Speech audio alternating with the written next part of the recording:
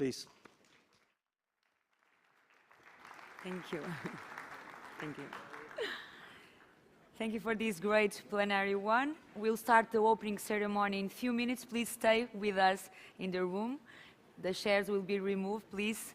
Only a few minutes, please.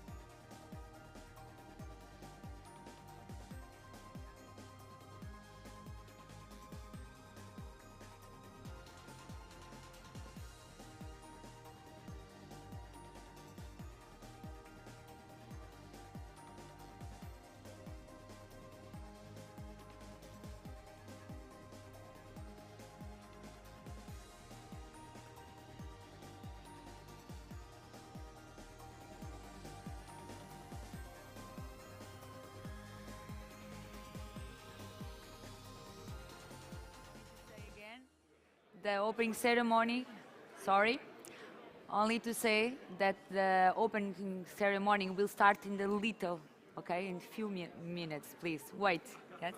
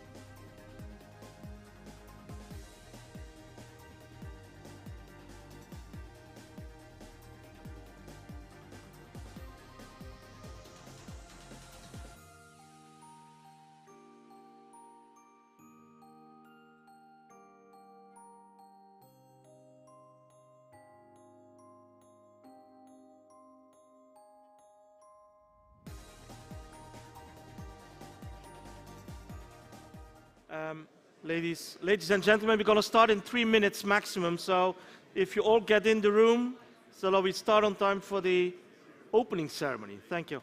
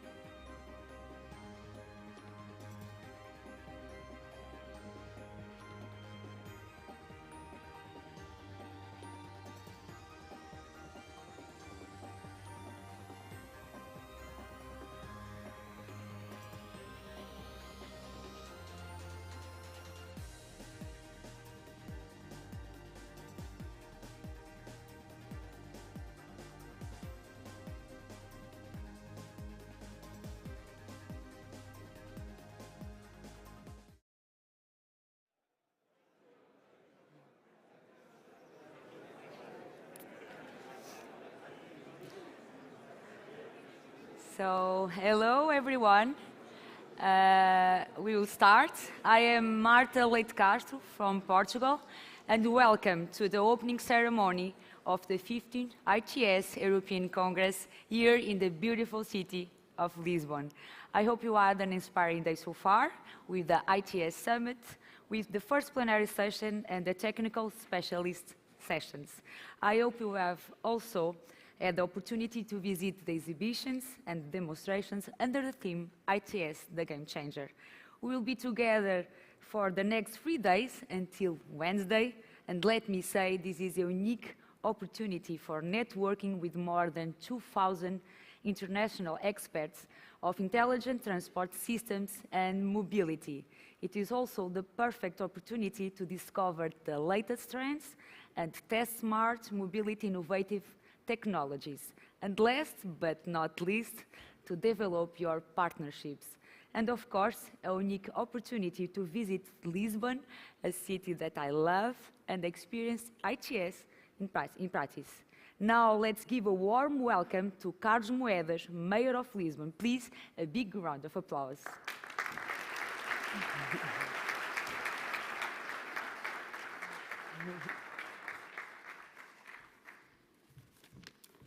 Good afternoon and welcome to Lisbon. I'm very happy to have you here in our hometown, this beautiful city of Lisbon, and so it's a real pleasure. But let me first greet the State Secretary, my friend George, the organizers, Just and Angelos, and to tell you that I'm so happy that the teams of Vertico and the teams of the City Hall worked so well. And it's a pleasure to see that we have 800 delegates from 30 different countries, from 30 different cities, actually, in this room. That's a big pleasure. Let me give you first a word about our city.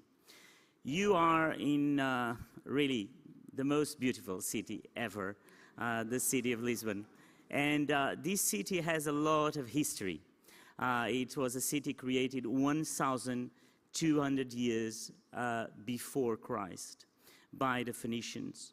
And there was 2 things about Lisbon that I really want you to know. The first is that this city was historically the city of diversity. This was the city that in the years 1000, where the 3 religions lived all together here, exactly in the city. We will call the Tri-City, where the Jewish people lived in the downtown, where the Muslims lived in really around the castle, where the Christians lived all together, and everything was about that. So on those amazing years, the creativity, the innovation was based on the 3 religions and that diversity of the city. The second is that one of my big projects, like the year that we've gone through, was about attracting talent. And we made a huge effort of creating this unicorn factory for Lisbon, where I wanted to have the process of innovation, to attract people from all over the world to set up their offices in Lisbon.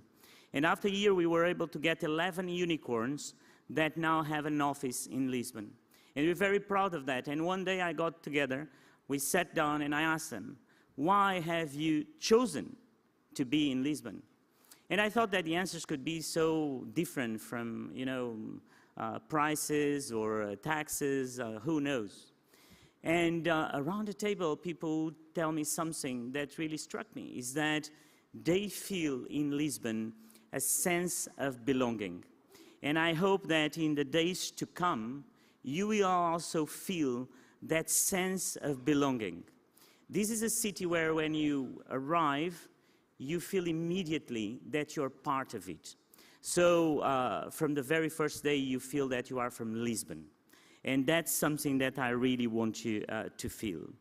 But more important than that, on the subject of today, you are the ones that are changing the world.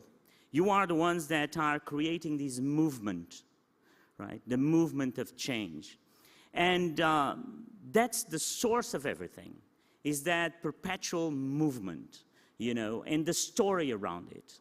When I was at the European Commission, and I've been at the European Commission the Commissioner for Innovation and Science, in 2014, I was lucky to meet one of the great friends that I have today, whose name is Bertrand Piccard. And Bertrand Piccard, when he decided to go around the world on his solar plane, which, by the way, nobody believed that he would be able to, just people don't believe. I mean, most of the aircraft builders and constructors would say, no, that's not possible to build a plane just moved by solar energy. And at the end, I mean, it was the first time. And his wife told him, look, why don't you just let the plane go around the world alone? I mean, like a drone. And then people will know that you can have planes that go around the world with solar energy. And he said, because if I'm not inside, there's no story. And I think that if you want to create that movement of change in terms of sustainability, in terms of mobility, you have to be part of the story, and you have to tell the story. And the ones that will tell the story are the citizens.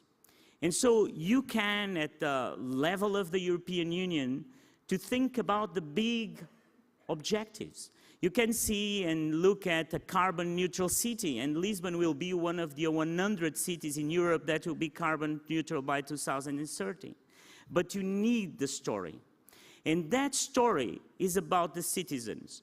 And that's why when I started, I had one objective in terms of mobility, because I knew that would change things.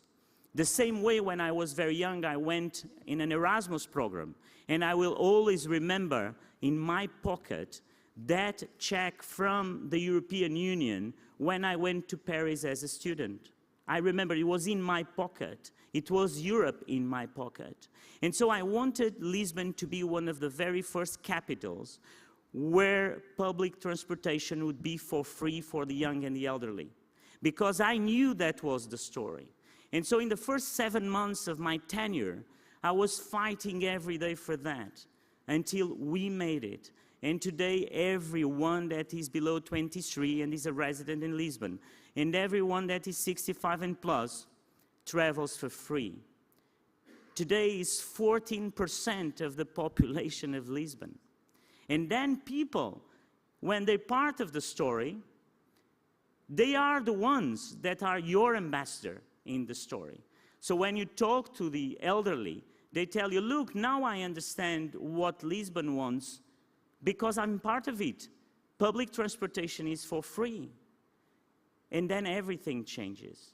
But if you start by imposing to people things that people don't understand, they rebel. They don't want that. They want to be part of that story. And that was really the very first thing we did. And that created a movement. Then I looked at the bill of the water consumption that we have in the city. And I said, look, we cannot be paying 4 million euros a year in this city of the water bill, and 75% of it is not to drink. So I'm paying drinkable water, and I'm not drinking it. I'm basically cleaning streets, I'm watering the gardens of the city. I have to do it differently. And we created the concept of Water Plus. And Water Plus is to get water from a wastewater treatment plant. So yes, I mean, it's not totally clean.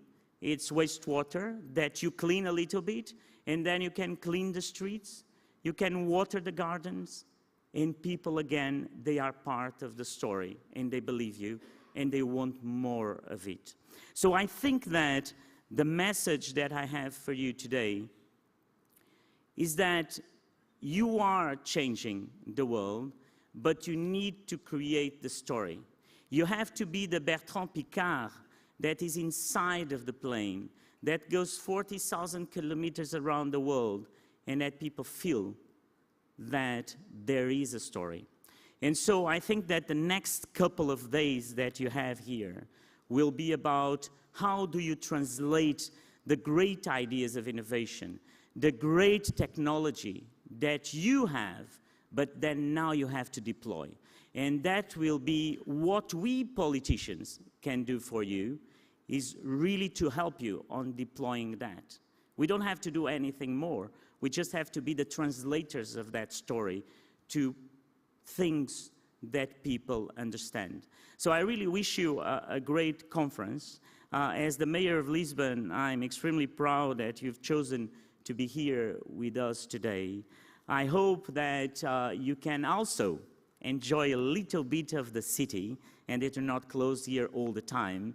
I understand that for the first speech, but then you can somehow move around and you have to go around this beautiful city and enjoy it. And you will see the things we have done. You'll see that people today understand the change and the move. People are part of that story in Lisbon, and Lisbon will be one of the 100 cities of Europe to be carbon neutral by 2030. And I have the privilege of being part of that story. And so thank you so much. It's really a great pleasure.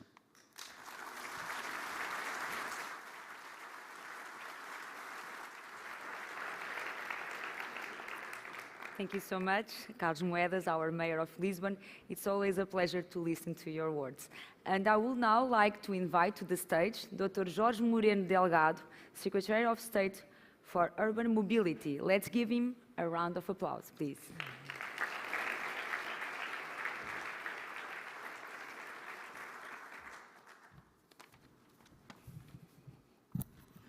Well, good afternoon.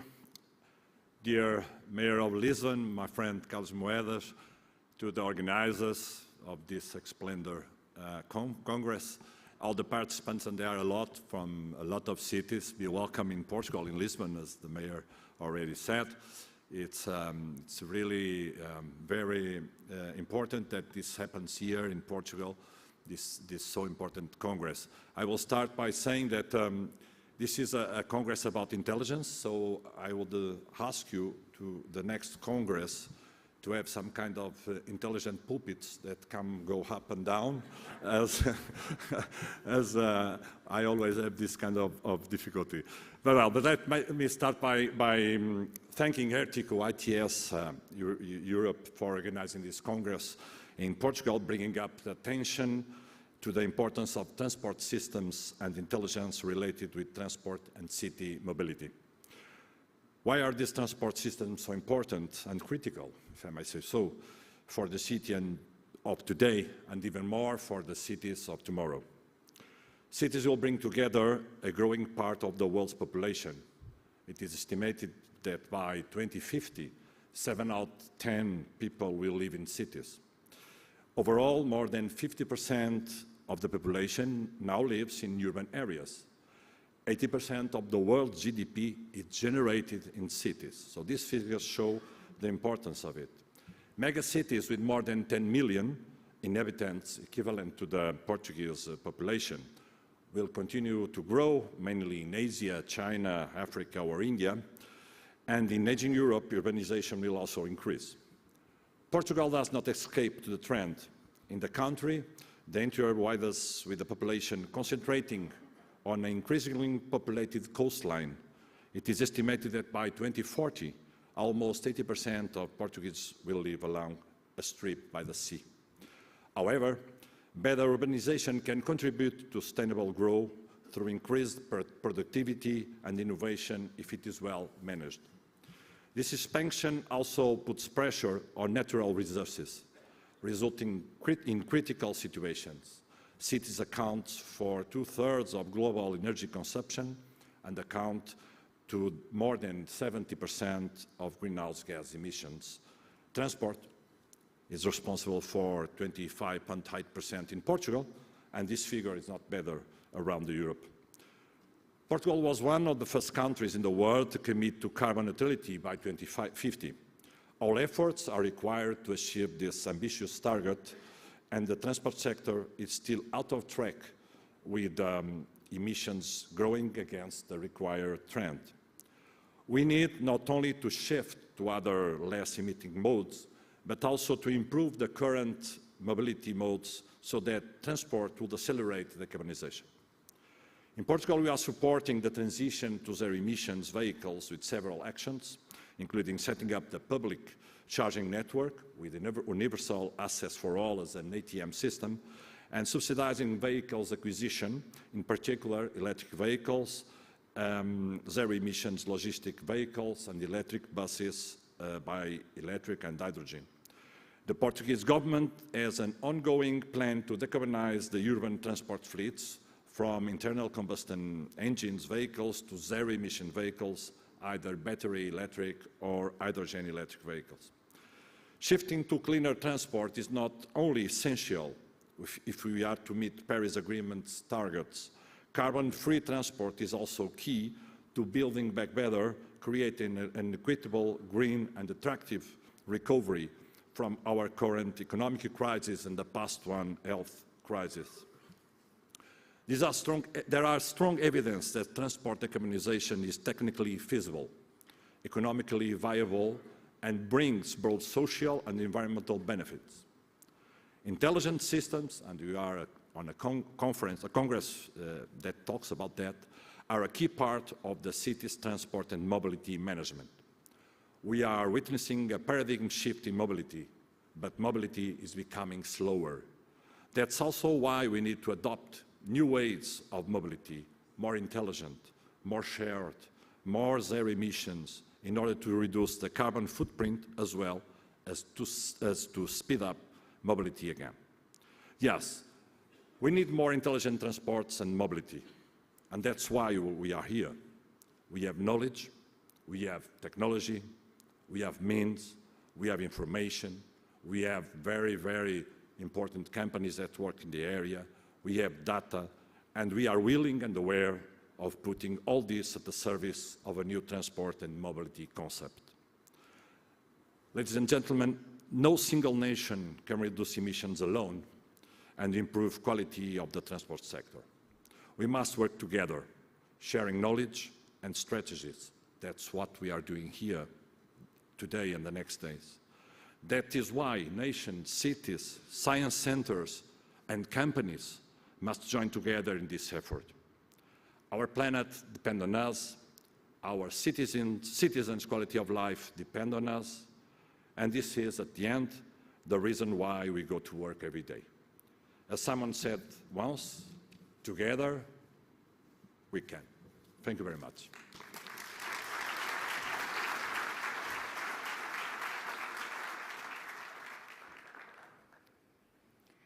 Thank you very much, Dr. Jorge Moreno Delgado. Now I would like to call Mr. Harold Reuters, Acting Deputy Director General from DG Move in the European Commission. Mr. Reuters is responsible for investments, innovative and sustainable transport. Welcome. Please.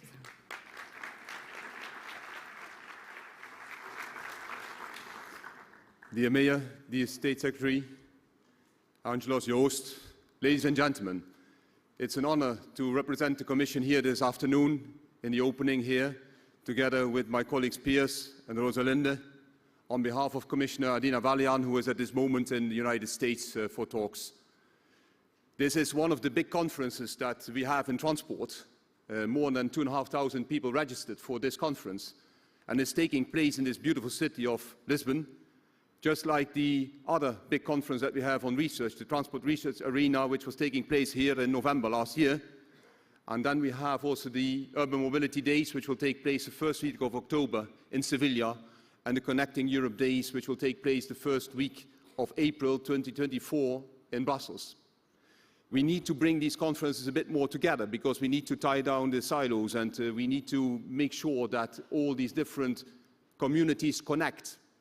Because we want to realize, as Pia said in the previous panel, the digital and sustainable change that we need to make in Europe to get to a Green Deal Europe. And here, 2,500 people who came here to attend, possibly some 2,000 were coming by plane and some 500 from Portugal and Madrid by train and by car. And I think that shows how much we want to connect in person, but it also shows that we have a lot of things to do to realize this digital change in Europe. Dear Mayor, I would like to see which is being negotiated at this moment in time in the TEN-T negotiations, that the most southwest capital of Europe will be connected by high-speed rail all the way around in Europe to the most northeast city in Finland, which is also represented here in the opening later on by ESCO, and that it is sure that we can have trains circulating all the way around with high speed connecting Madrid to Lisbon, not in 11 hours, but in 3, and Lisbon to Porto to Vigo, and further on Valladolid and Bordeaux and Paris into Germany. And the same aspiration is there also for the people from Finland. And moreover so, if you are looking at the reality of Europe today with a war in Ukraine, it is just exactly the same problem. Ukraine is not connected by rail to Europe, and Moldova either. And so the Commission last July proposed that the UIC gauge, the European standard gauge, has to be extended all across, and I hope to see the negotiations ending under the Spanish presidency this year. It is so important, ladies and gentlemen, that we have good connectivity in Europe. It is like a basic thing that we need, like energy and like water, that you were talking about, dear Mayor. Because without these, society cannot flourish. We cannot have business and we cannot have citizens living in a connected Europe. And we have seen, due to the COVID crisis, how difficult it was to organize this conference here. This conference is bringing together people from businesses, people from private and from the public hand, city authorities, governments. And it is absolutely necessary that we do so, because we need to grasp what is already there. We need to make sure that you connect and that we can, as also indicated by the Mayor, have these examples and lead by the example and implement them. Of course, in this, it is not only about infrastructure that I spoke about, but also about the services that are on these infrastructures and the smartness of the infrastructure. Because in the end, we can all sit in electric cars and travel around and stand in the same traffic jams, and we would not have the possibility to really reach the Green Deal Europe by 2050 being fully decarbonized if we are not making the systems also smart, intelligent, innovative.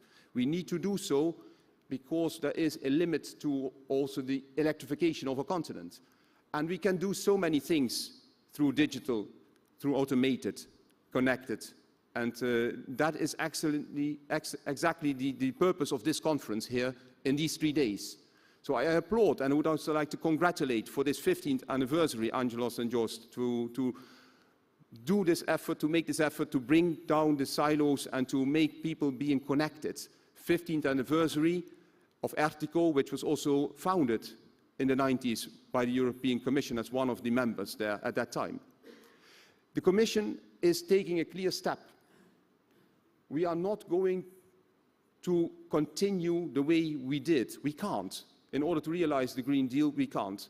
We have proposed in the TEN-T legislation that the 424 European cities of 100,000 inhabitants have to be in that regulation and will have obligations to have a sustainable urban mobility plan, to have a passenger and a freight hub, to have indicators. This is a burden upon these cities, but it is also a tool, and it is a recognition to these cities in the end. And we are going to do the same on the digital side. We have been for very long thinking that we could do with the bottom-up exercise only. But we do need also to mandate in order to connect the two exercises from the two sides. I have seen that in ITS, in the regulation that we are, directive that we are negotiating right now with Council, and which we hope to finish with the Swedish presidency, where we had always said that the data that are available should be made available to the national access points. Well, this, ladies and gentlemen, is not sufficient. There need to be some data sets which have to be available. Because if you don't have the information on, let's say, for instance, the minimum speeds or the direction of a road or these type of data sets into the national access points as a minimum, then it's very difficult for all the offers to flourish on that. And I hope that we can deliver on it with the ITS directive being negotiated to the end very soon. And we are going to propose a further set of proposals in, I guess, September, October of this year, under this Commission still, on a European mobility data space, which is a communication, because there we really need to work together, like also was explained in the previous panel, and make sure that the different silos are connecting between each other without throwing them into one basket, intelligently and smartly, together with all your help. We are going to make a proposal on multimodal digital mobility services, aka ticketing, so that citizens who come here, let's say from Nancy or Vicenza or Brno, can take a train and then a plane and travel here to Lisbon. Or when the conference would be organized at Évora, that they would be very easily traveling to Lisbon and then take a train to Évora, when the train will be, of course, there where the third Tagus crossing. And then finally, also MMTs on the availability of data that are not only static, but also dynamic. These proposals are there to come, and I hope that they will help. They are not there to be seen as a mandate. They are there as a possibility to support this whole community that is sitting here in this room and that is gathering for 3 days. It is being drafted together with you through all the consultations that we made, and we hope also to negotiate with the Member States and the Parliament and all of you through the process of adopting them. They are, of course, also in congruence with many more other proposals from the Commission on connected and automated, on the NAPCore, for instance, and the bringing together of the different national access points and so forth. And I hope that thereby, also through this very important Congress, you will see the coherence of what we are doing, and I hope that we can deliver jointly to make sure that we do reach, by 2030, the 100 cities being decarbonized, and by 2050, to be on the place. We have seen last week in Italy how much the incidents can happen to all of us. They are more and more frequent. We have seen also the other things that are happening on our continent. We need to stand strong, we need to be convinced, and we can be, because I'm believing in the positive of delivering on what we need to do for all mankind and for our children. I wish you a very good Congress here in Lisbon. Enjoy the city, enjoy the conference. Thank you.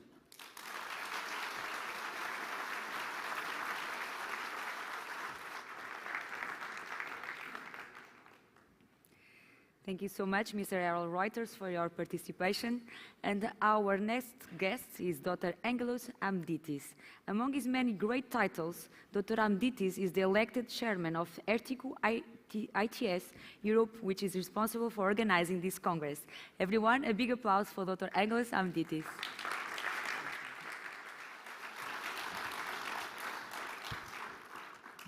Now, with my first statement, I would like to agree with the Secretary of State, so something we need to do with these mics. You are totally right. Anyhow, dear Mr. Mayor, dear Mr. Secretary of State, dear EC officials, Herald, dear distinguished guests, dear colleagues and friends from the ITS community, I'm really delighted to welcome all of you to this 15th ITS European Congress themed The Game Changer. Change is already here, and the game changer is someone we all know. ITS technologies that are leading and accelerating transformation in all sectors of mobility, changing the game and the narrative of mobility as we know it and as we speak, allowing all of us to experience what we call today smart mobility.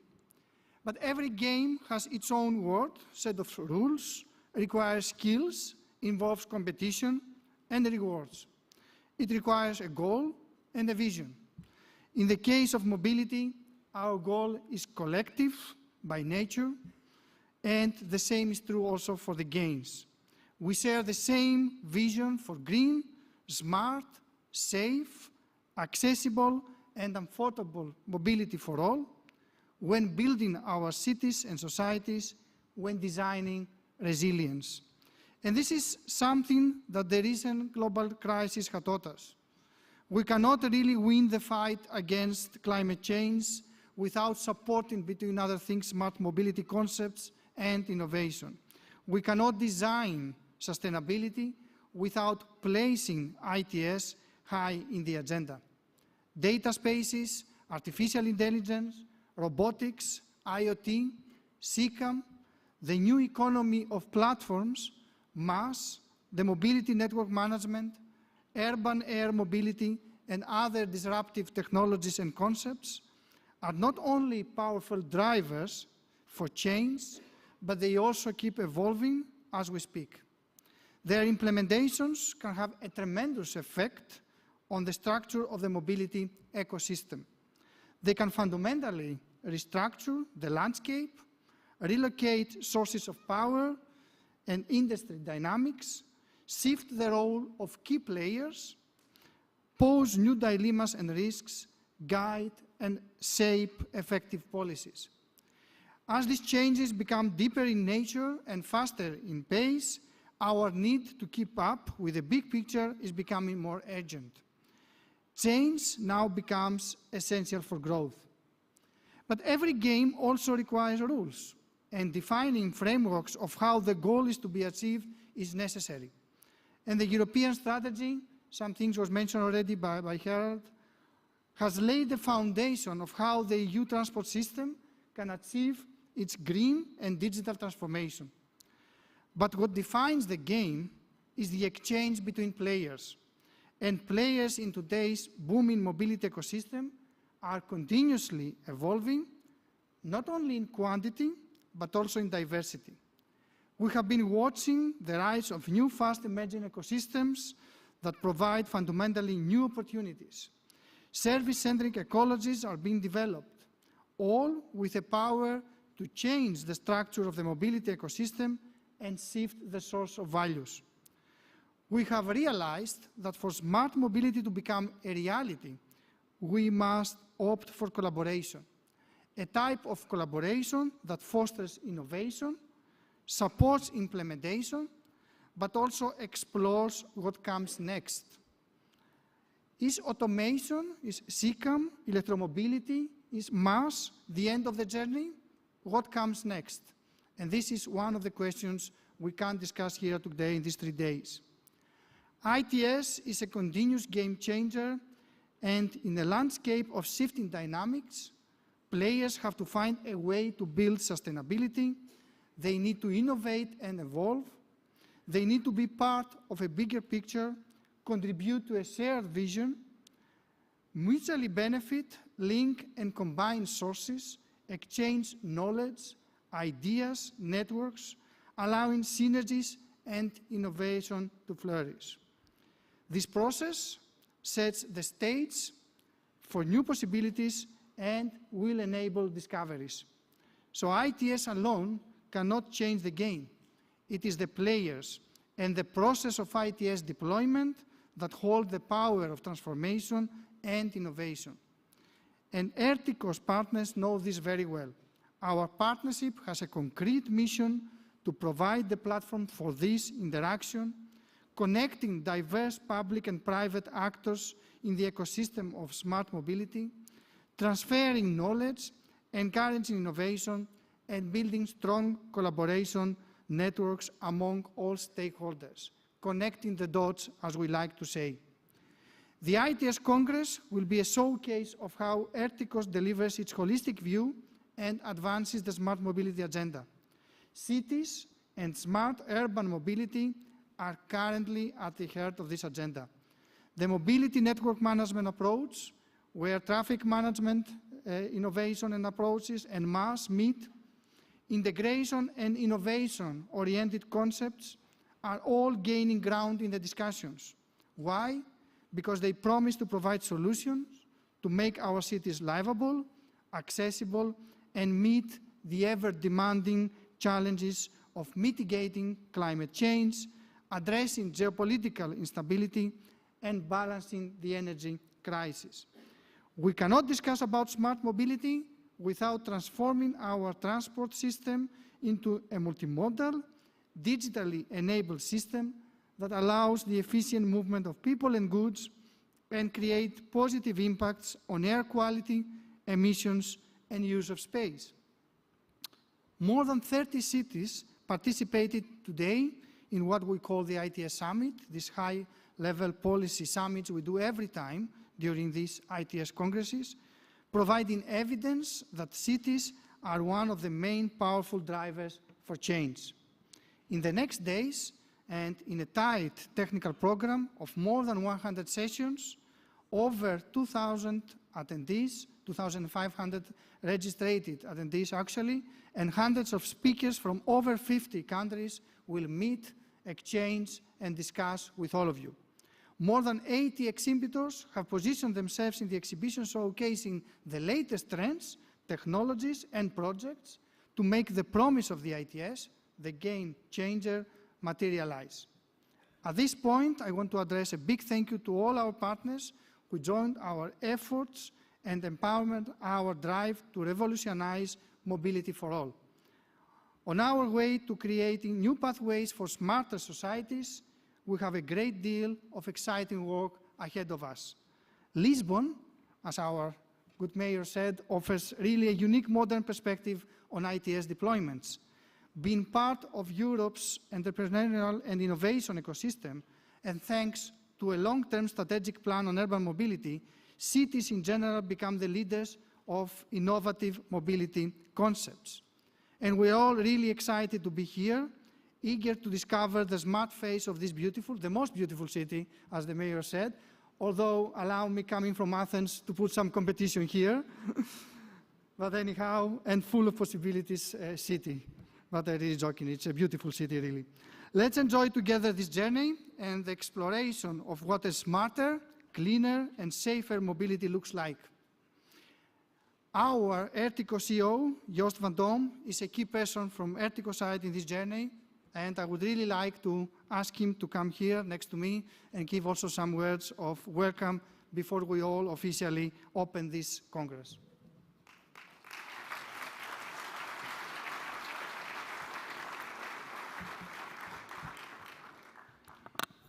Thank you, Chairman. Senhoras e senhores, é com grande satisfação que reis dou as boas-vindas a este evento. Obrigado por estar aqui. And there stops my Portuguese. Good afternoon.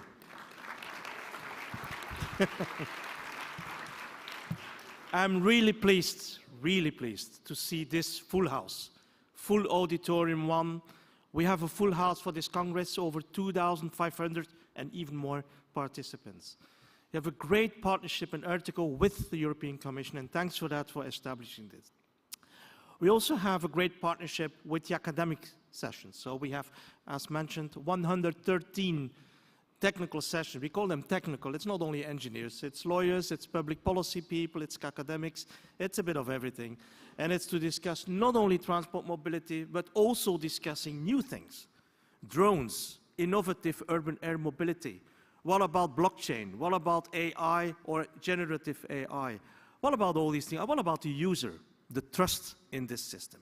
So that's why I have to stay 3 full days, including the closing ceremony on Wednesday afternoon.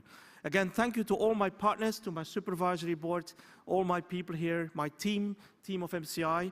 We're going to celebrate this hopefully at the end when everything goes well.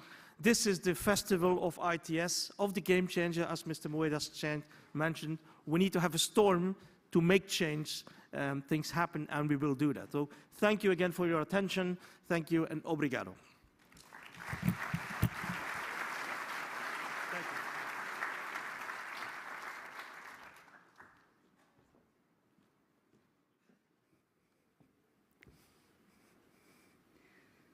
Thank you so much.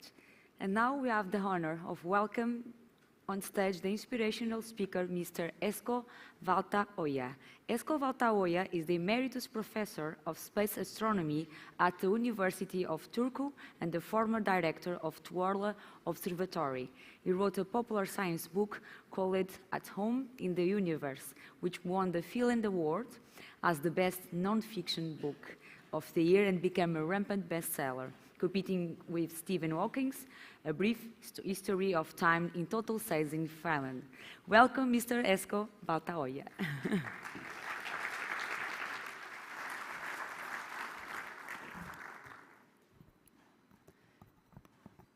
Good afternoon, everybody. I'm quite certain many of you are wondering what an astronomer is doing here talking to you. Don't panic, I'm not going to give you an astronomy lecture. But I will talk about 3 things that the astronomers are very familiar with: darkness, light, and time. Let me start with darkness. What's going on in the world? What a funny question. Of course, we all know the answer. We are educated people, we follow the news, the whole desperate struggle against old and new menaces, from the traditional 4 horsemen of the apocalypse to new existential threats like climate change and artificial intelligence. Darkness everywhere. The end of the world is near. Can anyone doubt it? The good times are past, Our children will never have it as good, as well as we had. We are truly, as the Americans would say, up the shit creek without a paddle. And so on and on. No wonder so many people long for the good old times. After all, that's where the golden age was, from which we are now sliding slowly, with increasing speed, towards the end. Armageddon, or whatever you want to have. All our myths and religions tell the same story with local variations. The paradise is always somewhere in the distant past, never in the future. The sun is setting on humankind. Darkness is rising. Light your last candle. Well, that was, I hope, enough darkness for you. The world is indeed full of horrors, both natural and man-made. You only have to turn on the telly to be reminded of that. They are not fake news. They cannot be ignored. We must do something with our problems. But is that the whole story, or even the true story of humankind? No. Let me move now from darkness to light with the help of time. Let me show you what really happened, what is really happening. The single image which I hope you will remember even if you forget what I said. I need only a single picture to show you my idea, to show you the whole history, the whole important history of humankind. May I have the slide, please? There it is. This picture shows the estimated real GDP per person in the world during the last 500 years. How much wealth did an average person have? How many possibilities for surviving, getting food and drink, improving his or her lot, educating children, and so on and so on. Trying to make life better, safer, happier, and more just. In some circles, money or GDP are ugly words which should not be said aloud in polite company. But without money, even if you are full of love, only a very few things are possible. And with severely limited total amount of wealth in the world, life becomes a zero-sum game. If I want something, I'll have to take it away from you, probably by force. If we want something, well, let's go and start another war. And that really was the history of humankind. A zero-sum game. Until the recent times. Without warning, without anybody expecting or predicting it, we started getting richer and richer, as you can see, with accelerating speed. And nothing was the same afterwards. The new age did not start with Columbus finding America. It started with the twin engines of industrial revolution and enlightenment in the late 18th century. The first hints could be seen earlier, somewhere around the emergence of modern science around the year 1600. Look at this graph. Can you show me a more successful company than Humanity Incorporated? In spite of population growth, during my lifetime, billions and billions of people have moved from absolute poverty, hopeless life, towards better, more human life. And that trend is continuing unabated, as you can see also there. In spite of pandemics, in spite of Mr. Putin or other nuisances, the United Nations Agenda 30 goal of eradicating absolute poverty is becoming reality.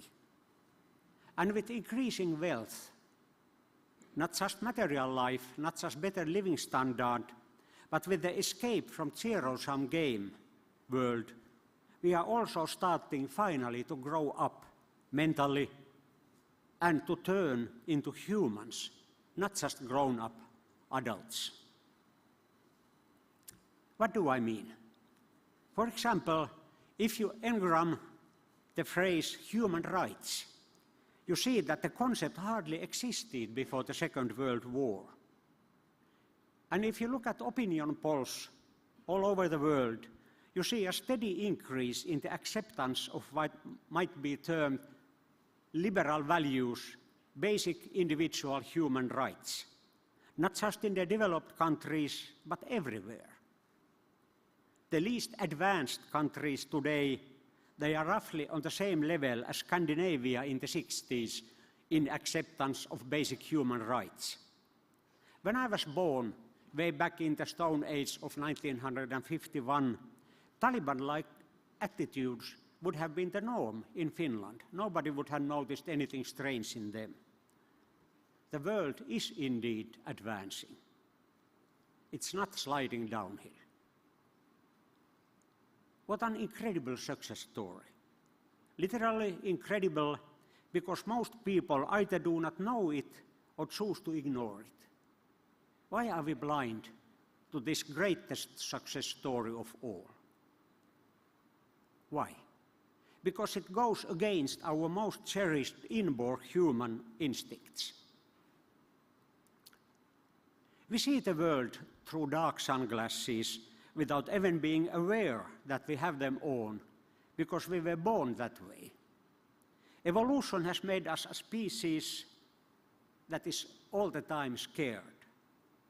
For most of our existence, we have not been alpha females and males. Instead, we have been a part of the food chain, classified as an extremely endangered species if there would have been anyone to do the classification. Baby, we were born to run, sang Bruce Springsteen, and he was indeed correct. That's what we are, born to run.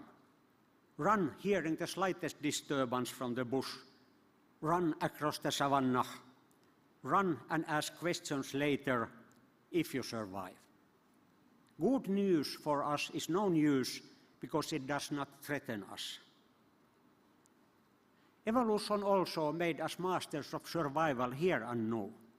It did not make us long-term planners.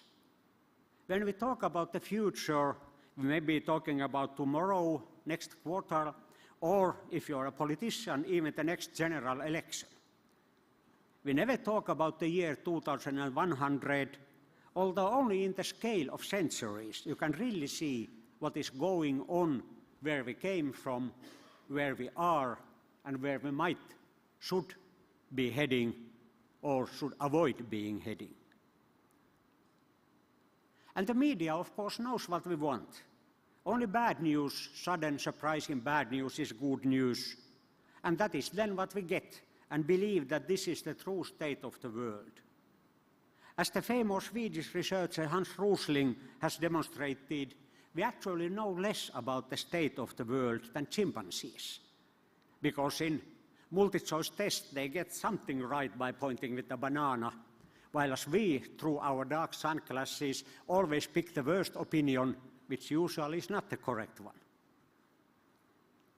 We get such a distorted view of the world through our Ray-Bans. The subtitle of this conference is The Game Changer. Behind me, you can see the one true game changer, the only thing that you really need to know about the history of the world. Because everything else is just icing on a cake, our small successes, our big mistakes, and so on. This was the product of science, technology, and the Enlightenment. But the game is still changing. The world is not yet finished. There are so much that we must do. The world is full of problems. We cannot rest on our laurels. One of the most central goals must be that we move from material to immaterial. Because it is not enough just to save humans. We must, as we have much too slowly realized, also save the planet, which simply cannot tolerate the level of our present needs for matter and energy. What can we do? The solution cannot be to return to the good old times, making a U-turn, as so many otherwise sensible people suggest, since the good old times never existed. And we cannot really slow down. There is so much still to be done in the world. What then? Well, Your name really gives the answer away. ITS, Intelligent Transport Systems. What is more immaterial than intelligence? We may be spending too much matter and energy in the world. That is what is the root of our problems. But I'm quite certain you agree with me, there's still room for plenty much more intelligence in the world. The wheels, as you know, must and can roll, but the wheels can be made digital, to take just one example. Thanks to science and technology, we are the first generation that actually has the possibility to solve our problems. From pandemics to killer asteroids, from poverty to violence. Of course, a possibility is not a guarantee. The future remains to be made, but the possibilities are unlimited. So yes, we are indeed up the shit creek, but over the mighty paddle we have. Just when we remember that we must keep paddling. Darkness, light, and time. Welcome to the first true dawn of humanity. Remove your sunglasses and look at the true history of the world. Then ask yourselves, how do I top that success story? Then go and do it. This conference is a wonderful place to start. Thank you.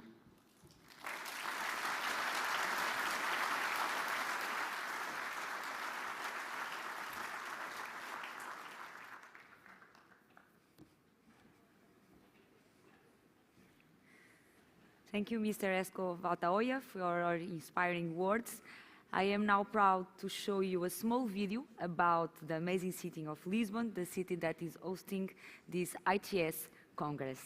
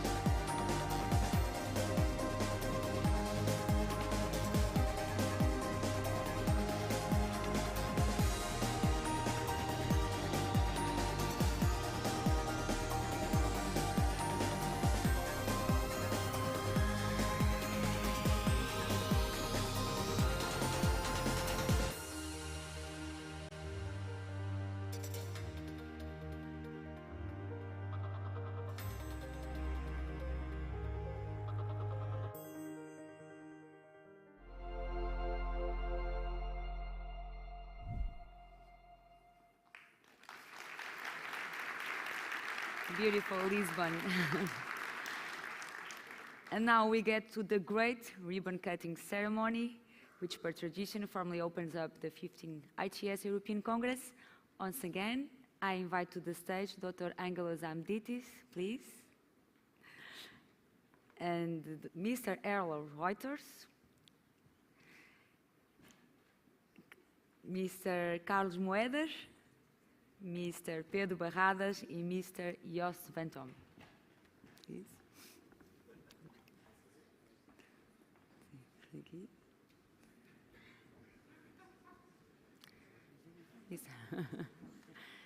Yes. Yes. Please, aqui Mr. Pedro and Mr. Jos, please. Thank you. So, are you ready?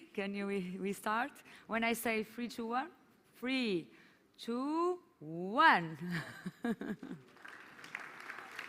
An amazing moment.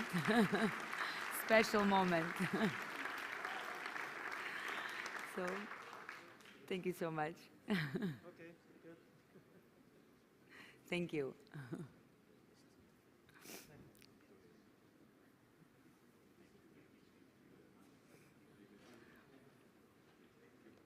Thank you so much.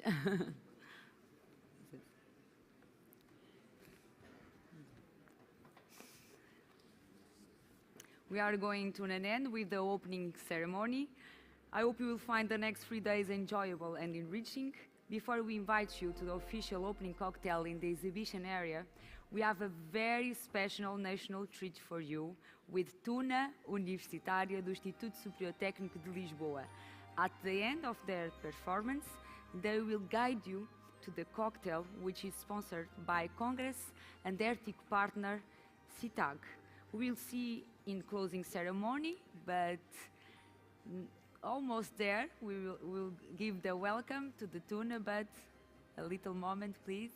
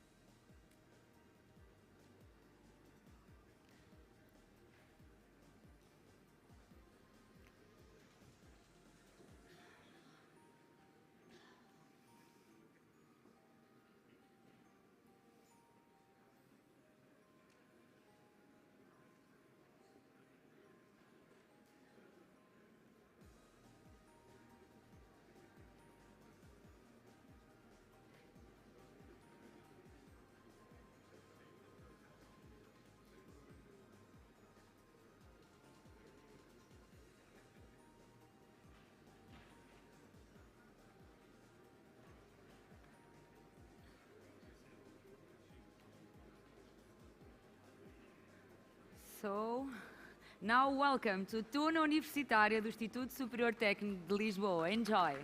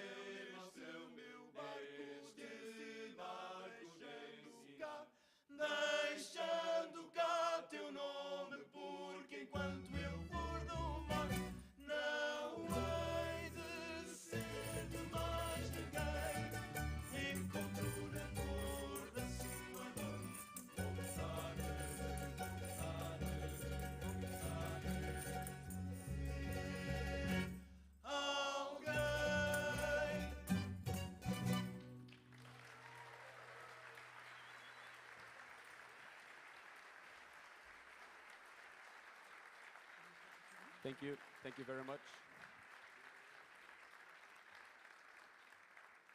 Good afternoon, everyone. We are Tuna Universitária do Instituto Superior Técnico, a musical group from a University of Engineering. I hope you're enjoying all the event. Our first song was Vontade de Ser. It's an original song of ours. And the next song we're going to play is a fado from the well-known Amália Rodrigues, an important Portuguese singer, with a little bit of French to it. Lisboa, não sejas francesa.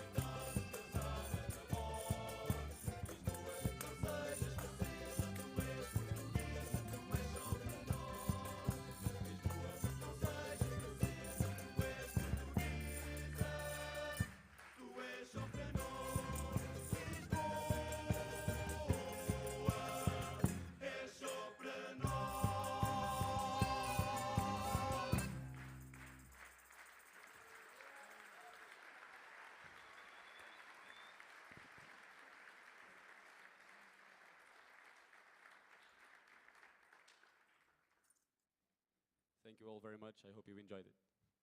See you outside.